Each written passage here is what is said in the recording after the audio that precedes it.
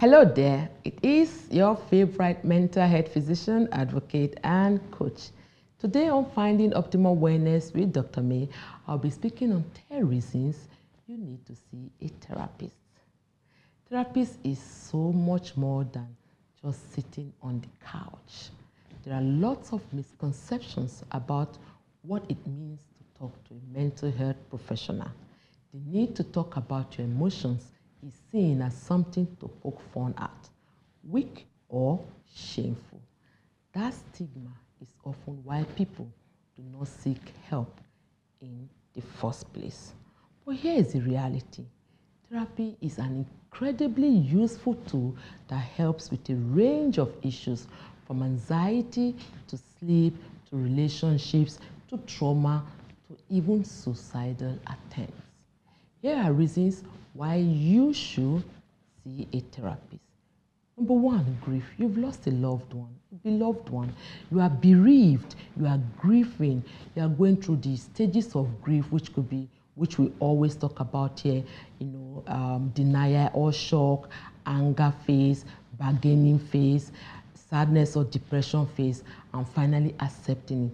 Sometimes it takes some people few hours, some few weeks, some people few months, some people even years to grieve their loved ones. If you can't heal on your own, it's a good time for you to speak to a therapist on how to grieve properly so that you can heal healthily. Number two, mood swings change. In this aspect, we talk about sadness, depression, especially when the sadness has been persistent for a minimum of 2 weeks. It's a strong sign of depression. In as much it's not clinical depression, for you to be sad, for you to have mood swings, there's something obviously going wrong with you. At this point, you're sad. At another point, you are very happy. Talking to a therapist will help you deep dive into what the issue really is, and once you note that, it's easier to heal and you, of course, achieve a better outcome. Number three, withdrawing from things that normally bring you joy. In the School of Medicine, we call it anhedonia, but forget about it. Just know it's withdrawal from things that normally bring you joy or pleasure. Things you enjoy doing. You enjoy going to school. You find that you are no longer going to school. You are no longer happy reading. You enjoy watching movies. You don't even want to turn on the TV, pick your remote. Those things that make you happy. Maybe you love to exercise, go to the gym. You find yourself withdrawing from them. That is a good time to see a therapist to help you sieve out what the problem really is. If it's clinical depression, if it's anxiety, if it's midlife crisis, if whatever it is, a therapist will help you, heal in your pathway to recovery.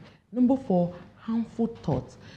We call them most times what we call intrusive thoughts. You don't want them to come to your mind, but they just keep, bombarding your mind, occupying your thoughts at every point in time, and they are harmful. They make you feel sad. They make you feel unwanted. They make you start thinking of evil things that ordinarily you do not even want to think about. Harmful thoughts. Sit down with a therapist. Let the therapist help you from your childhood history to the present. Why are you having these harmful thoughts? What are the life events you've experienced? Sometimes it could be a traumatic life event you're going through, and these thoughts just keep coming in, into your mind. So it's good. It's the right time to sit down with the therapist. Number five, indulging in the use of substance to cope with life. We often see people that when they're in that depressive phase, the only way they think they can get out of it is something to just alleviate their mood. The sad part of it is that it's just a short-term thing. When the substance gets out of your system, you go back to status quo. The sadness comes again, or the depression comes again. It's a good time to sit down with a therapist. Sit down, talk about what is happening in your life. How did you get to that point where you started using substance to cope with life? What happened? What changed? Sometimes it may not be something bad, maybe something good, but you cannot just cope with it. So indulging in the use of substance is a no-no because it can lead to addiction. Number 6, loss of control over emotions. This can escalate your mood from 1 to 100 in seconds. You find yourself, throwing tantrum, going to a range. You are so angry. Sometimes people get to even kill somebody before they realize that they are not in control of their emotions. It's a good time to sit down with a therapist to know exactly what to do. Is it anger management? Go for anger management therapy. What will make you to lose control over your emotions that you do things so bizarre you do not even have control over? Sit down and talk with a therapist today. Number 7, sleeping patterns being off. This, what I mean is that sometimes you may have what we call poor quality of sleep or lack of sleep, and some other time you are oversleeping. Something just messes up with your sleeping pattern. Maybe before now you sleep from 10 p.m. to 5 a.m. All of a sudden you find that at 2 a.m. your eyes are still very bright. And then you start sleeping early hours of the morning when you're supposed to be at work, whether you're an entrepreneur or you're a 9 to 5. Once something changes, whether it's your eating habit, your sleeping pattern, sit down with the therapist, talk about it. If the therapist feels that you need to do medical tests, they send you for full, medicals to know, could it be a physical health challenge that is making you to have this poor sleeping pattern or changes in your sleeping pattern. It's a good time if you have sleeping pattern changes today, sit down with a therapist and talk about it. Number 8, feeling the need to talk to somebody. Sometimes we are in that space where you just want to talk to a professional. You want to talk to somebody who wouldn't judge you, who wouldn't criticize you, who wouldn't be apostolic towards you. And a therapist fits in that criteria very well because therapists create safe spaces for you to unburden your mind, uncork your emotions, and you wouldn't be judged, you wouldn't be criticized, and therapists wouldn't be apostolic towards you. Are you feeling that right now? Then go speak to a therapist. Number 9, unusual loss of weight. You are not dieting, you have done your physical health checks, and nothing, absolutely nothing is wrong. And they've told you you have a clean slate of head, but you are just losing weight. It's good to speak to a therapist. You never can know why you are in that space, because we also have diagnostic criteria where we follow, and therapists will always tell you that what changed in your life, what event happened, what are the circumstances surrounding you now. Talk about your childhood, sometimes your unresolved traumas. So if you are having unusual loss of weight, especially if you haven't done your medicals and nothing really can be pinpointed, speak to your therapist today. And number 10, relationship loss or breakup. We talked about grief at the beginning. Now we're talking about generally losing relationship or even having a breakup in relationship. Now nobody died, but that relationship that you hold dearly to yourself is no longer in existence. Sit down with the therapist and talk about it.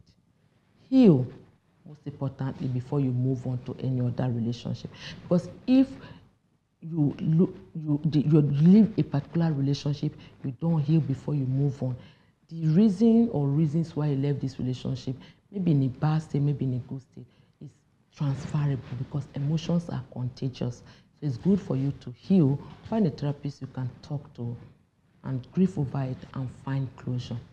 There are risks that are involved in not seeing a therapist, and it's good for us to talk about those risks that are involved when you don't see a therapist.